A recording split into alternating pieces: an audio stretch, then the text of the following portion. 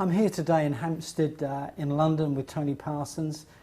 We've heard so much about you, Tony, over the years. It's been incredible. Seriously, over the last, I suppose I picked up your name 10 or 15 years ago, to be honest with you. And I did think I saw you once in Oxford. I'm not sure. Right. I came to see you at, I think you were talking to the universities there. Right.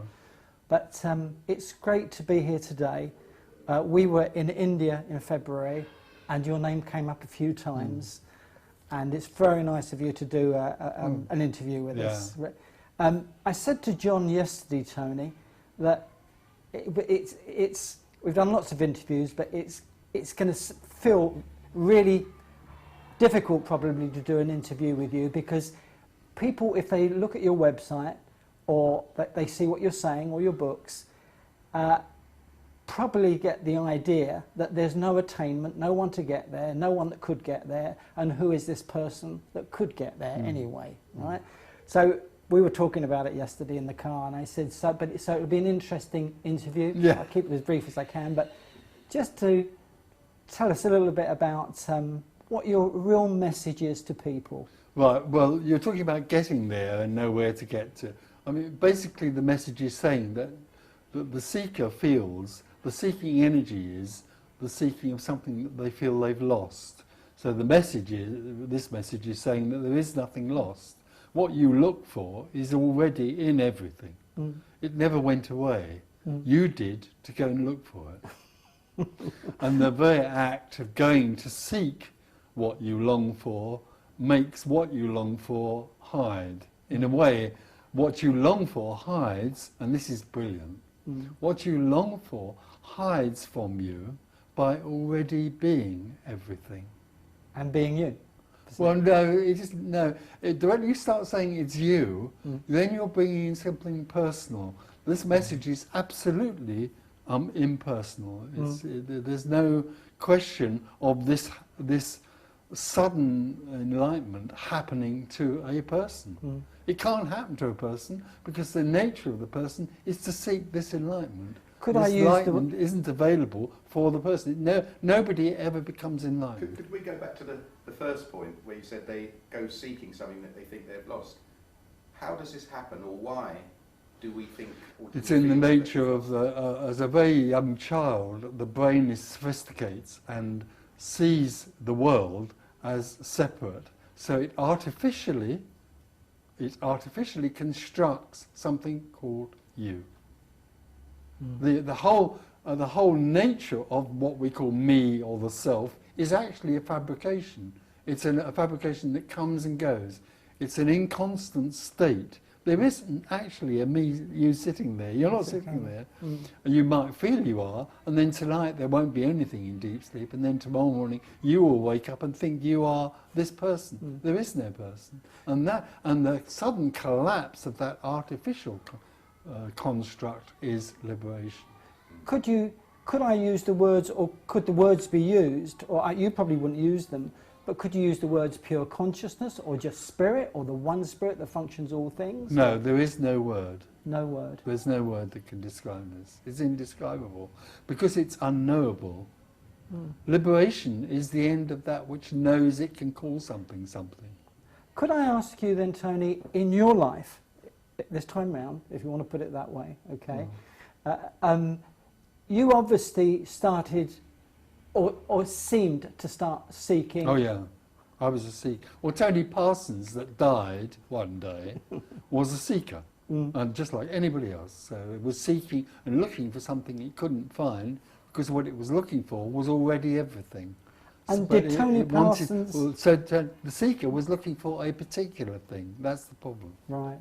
And did Tony Parsons, the seeming Tony Parsons, did he seemingly seek for long before he had the experience? And years, yeah. Years and years. And he got into everything? Well, quite a lot. Yeah, not everything, but quite a lot. But let's be clear about this also.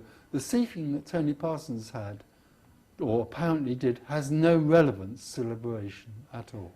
It wasn't because I was a seeker that liberation happened. Ah, that's interesting. Seeking is the most effective way to avoid liberation. Interesting.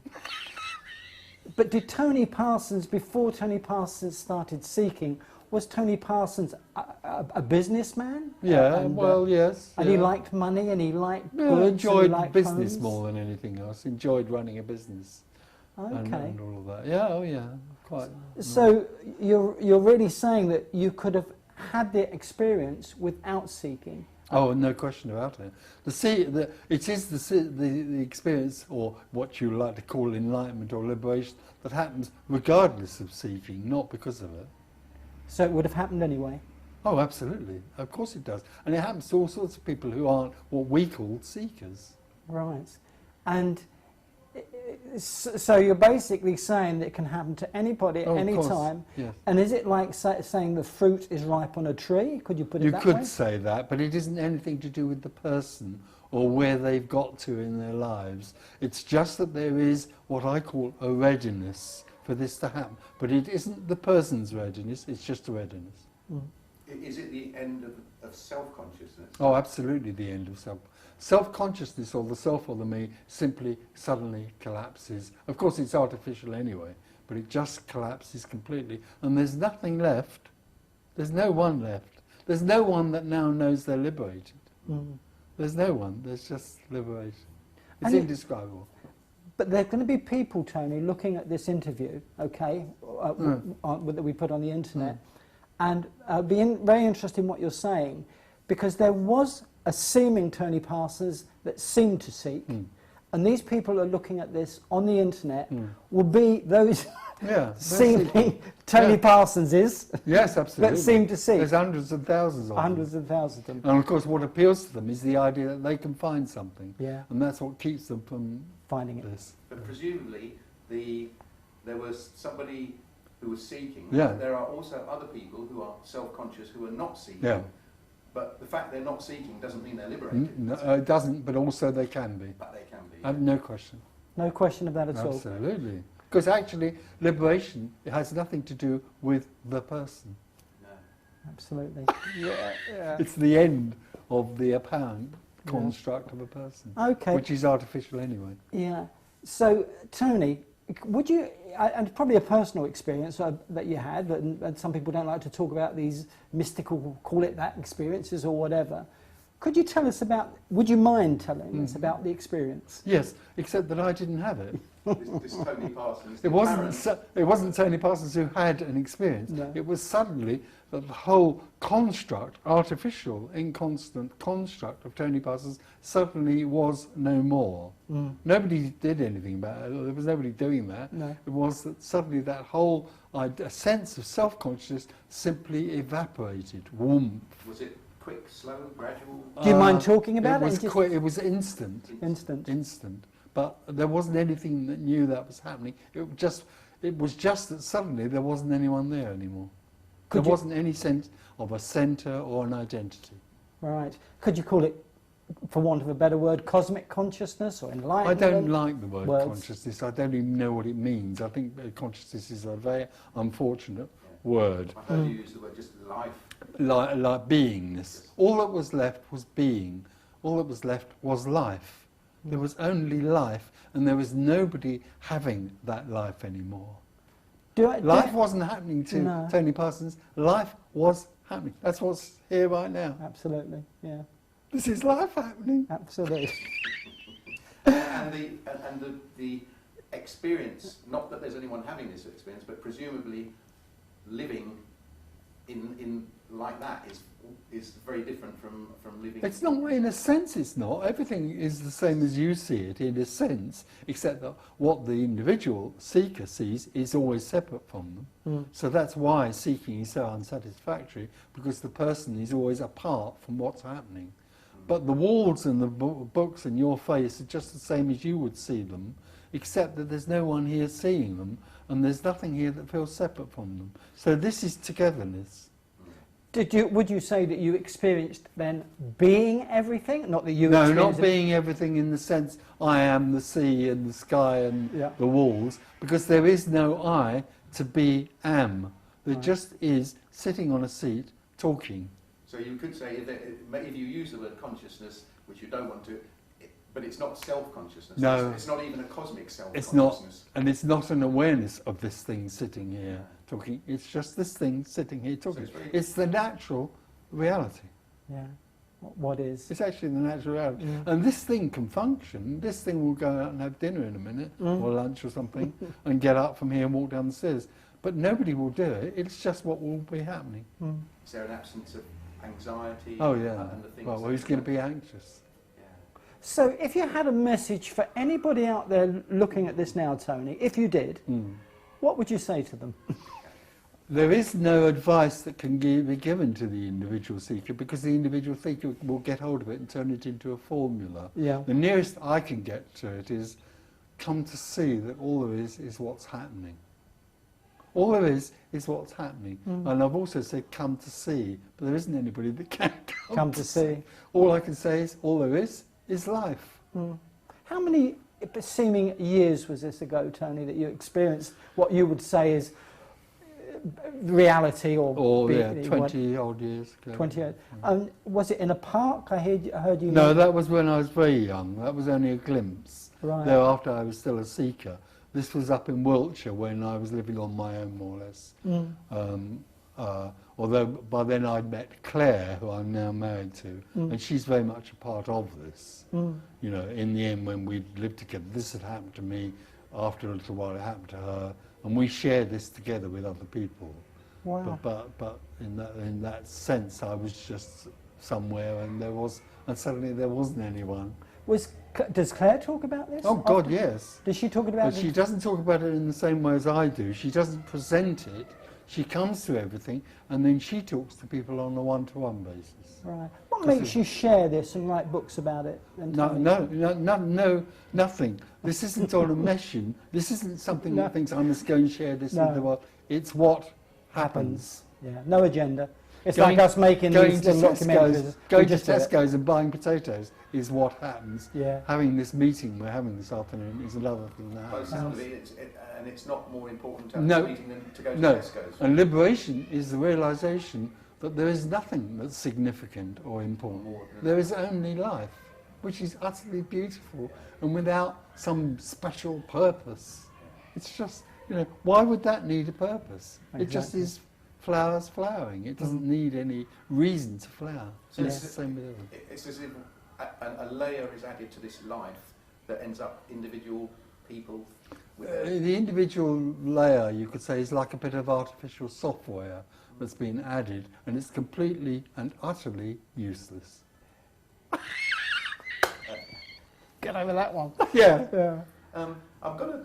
I know, you said that I'm not into gurus and this and that, but nevertheless, Ramana Maharshi did say that there is a thought, an I thought that arises in the heart, goes up to the brain, I and know. then sees an I know all that objective stuff. world, and then when it subsides and disappears, Yeah. can you comment at all about No, that? separation is not a thought or a belief or an idea. It's energy. It's energetically held.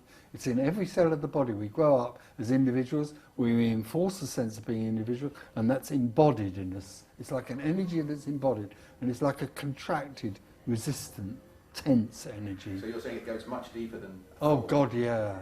And so And liberation is a sudden release of that contraction into boundlessness. So when that collapse happens, I mean, all this cellular, everything. It's complete relaxation. It's a let go of something held.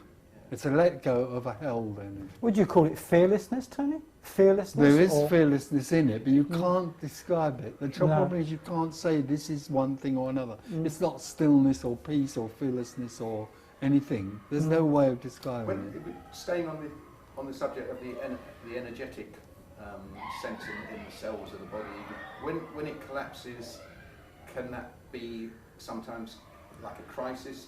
Yes, some people have quite a strong physical reaction and other people don't. This can be dead cool or it can be very dramatic. You can't ever say. Was it dramatic cool for you? me. It was cool. I'm a cool guy. Because, No, it was cool. because you'd had the experience as a child, you say, partly. Yeah. As a child, and when I was 21, there was already a recognition of this. This is going to... I'll say it though, Tony, because it's come Sure. to me to say. does it appear that the physical body, which isn't physical as we know, seems to have to be strong enough to hold this experience? I think there is a weaning that happens. My sense with most of the people, it's happening a great deal now, by the way. I give meetings all over, mainly Europe now. Yeah. It's happening a great deal all over the place now with people who come. Yeah. And there's no question interesting for you say me, that. basically, although it has happened suddenly and immediately with very few people, but it has at meetings. Basically, it seems to happen over a period of time, what we would think of time, and there's no question, there's a weaning back into freedom. Yeah, back into what We're already not was. used to freedom. Yeah, absolutely. We're in a world that's... Well, I'll share this with you, Tony. We came to your meeting, this would be good for people to hear, maybe, for want of a better word. We came to your meeting last Sunday to obviously hear you speak before we asked you if you do this interview.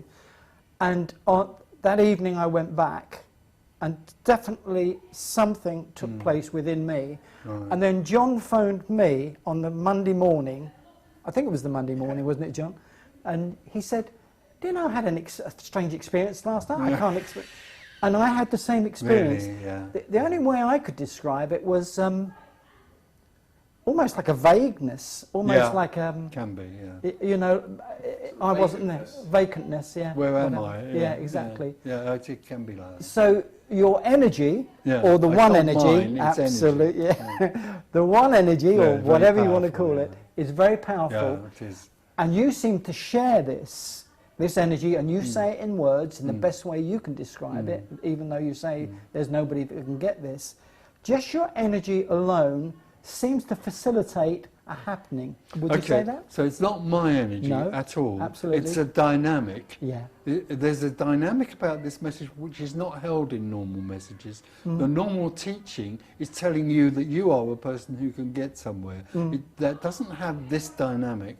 This dynamic has a sort of, it can feel quite threatening actually, but it has a dynamic which is about impersonality. It's an impersonal dynamic. It doesn't recognise the person anymore. Oh, exactly. And that people sense that. They sense in these meetings that there's nobody there trying to sell them anything. Yes, yeah, There's some sort of sense of something beyond everyone, and that's the dynamic of, that's the energy of it. And there was quite a few people there last Sunday as well. Oh, there's usually an average around about 100 people. Yeah. It's interesting, Tony, because we've got a friend in America called Christakis, and he came across about, he says exactly the same in his own way as what you say. He also adds that he does it for fun. He enjoys doing it. No, this is not for fun. Okay. But I don't do it. There isn't anything here that does it for a reason. But already people must realise there's a passion about this. Yes, absolutely. It's so amazing, this message. You don't have a choice. No. No, exactly. It's That's it. yeah. That's exactly It's what just- Christakis said. He shares it. Yeah. He's not a very good speaker, probably, but he writes it down, and he's got a few books. And he does. But what I did notice was being around him. There was an incredible contentment and joy, if you want to put it that way. And we felt the same with you last Sunday. So it's great. Contagious. It's contagious. It's like measles, I suppose. In Amsterdam, I'm known as the Terminator. Luckily, there's no. Because in a sense, it's like there's an energy that goes out that dissipates the whole sense of having an identity. So there's something very threatening about that for the losing control and all that. But there's something also amazingly joyful about it. There's an amazing joy. And the other thing, if you came to our retreats or our meetings, is there's a huge humour. Wonderful. There's an amazing humour that comes out of this. A joy. Yeah, absolutely. Do you do many talks, or do you go to America a lot? No, we don't go to America anymore. We're mainly in Europe, and I do a lot over the year. Yeah, the usual thing. If you were asked to go to America, would you go? Not necessarily now. I do think we feel that people need to come to this quite regularly. So we seem to work in Europe and in England, and that's what, Germany and France? Oh yeah, Amsterdam, Dublin. It's all on my website. All the retreats. Okay. We do residentials and everything. And what's the website again? I know It's called theopensecret.com. Theopensecret.com. And it's got some good essays in there. And what's your latest book again? Oh, the most recent book, I'm not into books actually, No. nothing being everything. But the best way to hear this is on CDs. Mm. And you can now download CDs on the website. And are they CDs They're of much you more, just talking? yeah, well, it's Is it meetings. It's meetings. It's meetings. And it's very alive and juicy. And most people say they get far more energy out of that than Yeah, ever reading absolutely. a book. Spontaneous. Yeah. Yeah, I can see that, and Yeah. that's exactly what happened to us last Yeah, week with you. yeah. And There was, I felt in the meeting there was a... what did you say to me, John, on the Sunday morning? Well, On the Monday no, morning, I said rather? I knew why it worked Yeah. so well, because there was a completely uncompromising refusal to Oh, enter into the... Yeah. Personal self. Okay. Personal It's self. completely uncompromising. It was completely No. and that's what I picked up, is any Yeah. time anyone, even subconsciously, did, without realising it was going that way, it would be cut No. off, cut off, cut off, and you just, after all, everyone just settled with this idea that actually it was just... This. But that's what happens to, you see, the seeker comes along and thinks, oh, I'm going to find a formula, and they come and they hear this and they can't get anywhere. No, And what can happen is that they can't get anywhere, and suddenly there's a realization there's nowhere to get because this is it already. Exactly. That's what happens. And I can see it in your eyes, Tony. So it's been great you sharing this with us. It really has. Just very briefly, Tony, the experience was there being no you. There's nothing left but Nothing- this. nothing left. left. But this. But this. Would you call that pure spirit, or would you call it No, I wouldn't call it You wouldn't give it a anything. I name. just call it Let this. it be itself. this? Okay, Okay, Tony. thank you Well, very thank you very much for Thank you. sharing it. And anybody looking on the website, I'm sure Yeah. they'll get a lot out of this. Yeah. And your meetings are in Hampstead quite a Oh, lot. it's in all on the London. website. It's yeah. all on the website. In London and in Europe. The Open Secret. Yeah. Okay. Great. Thank you. Thank you. Thank you. Lovely. That was good.